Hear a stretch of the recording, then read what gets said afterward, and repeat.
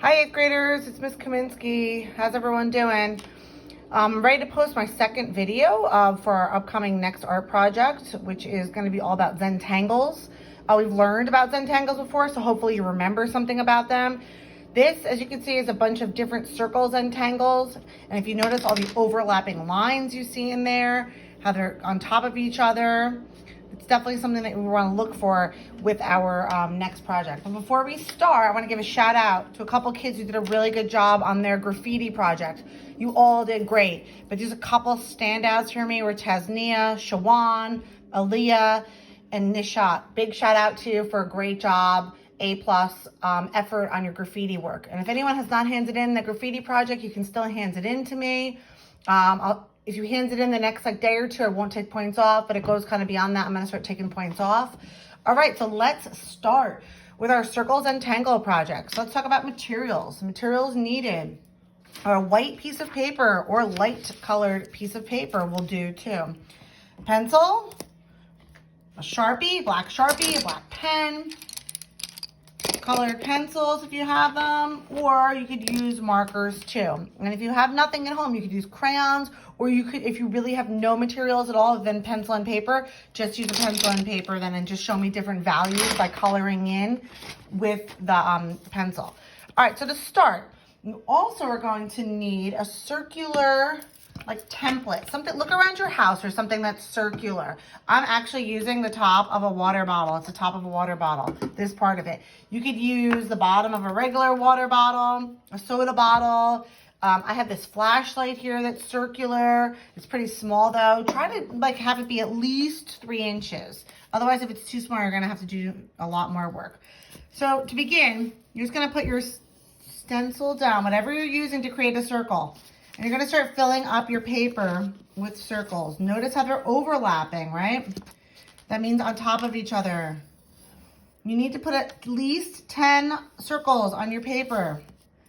And you don't wanna have any gaps. So you're just gonna keep overlapping so there's no gaps. And I hope you all remember what a Zentangle is. Do you? A Zentangle is a group, right, of designs and patterns. And the word Zen means calm, and the word tangle meaning like overlapping lines.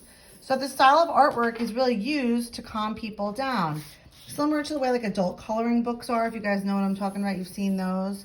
And I know most of us learned this last year just in a different way, but it's the same thing. You can make so many different Zentangles. So the point of a Zentangle is to just do repetitive art and designs, and it's supposed to kind of calm you down and soothe your soul. So this is what you want your paper to look like. It has a bunch of different overlapping circles on there. You need at least 10. Inside each one, each little section, right? And I erased that little mark there. If you have any erase, like little marks on there, just erase them. Inside each section, you're gonna put a different design, a different pattern. A pattern is a Zentangle with your pencil. You can definitely repeat the same pattern. You want to fill it up. And then in here, you'll put a different Zentangle, maybe circle inside circle. In here, you'll put a different one. This is a really tiny spot. In this shape, you'll put a different Zentangle. Maybe 3 diagonal this way, 3 diagonal that way, 3 diagonal, 3 diagonal, something like that. And you're going to continue to do this throughout the entire project, all in your circles. That's why I said try to pick a circular template, like about this size, which is about 3 inches. If it's really small, then you're gonna have to fill up all those little spaces. It's gonna be pretty challenging. So inside each one, you're gonna put a different doodle.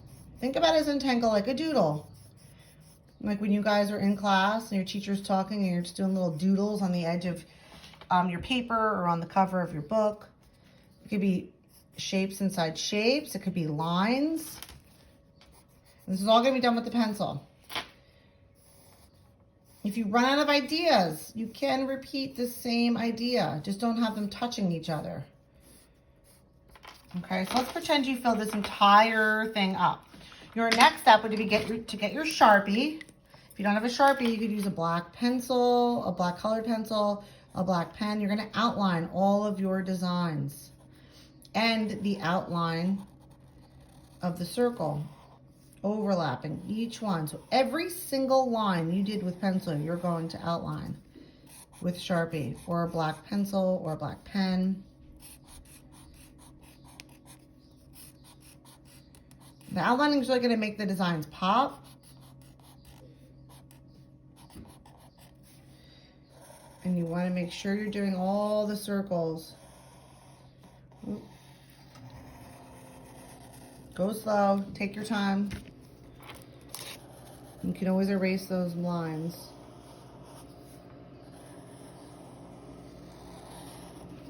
Every single line. And once you're done with this step of outlining, the next step is going to be to color. So every Zentangle is going to be colored. And you're going to create patterns with the colors, just like you're creating patterns with the lines. I'm going to use colored pencils. You can use markers or colored pencils. Doesn't matter where you start, just start anywhere. So I'm going to make a pattern here of pink and orange. So I'm going to color this part in pink. And then I'm going to skip. I'm going to color this in pink.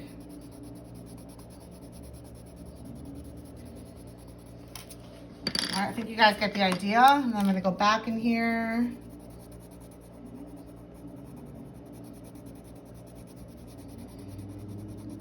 You can make it super colorful. You could do the entire Zentangle only using 4 colors.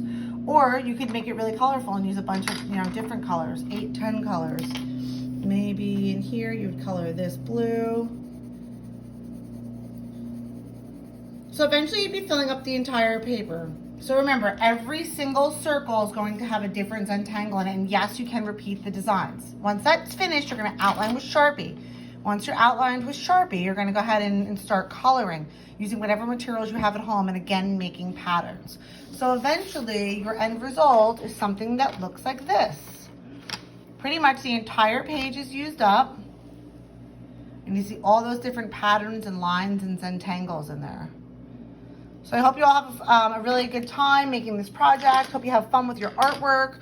You have a week to complete it. I'm going to post it on Google Classroom along with another video for you to kind of get an idea more about Zentangles if you don't remember from we learned about them in 7th grade. Again, shout out to those kids who did an awesome job on your graffiti. And if I didn't shout you out this week, I'll shout you out next week. All right. Be good. Stay safe. If you need me, ask me. Feel free to ask me any questions. All right, guys. Have a good day. Bye.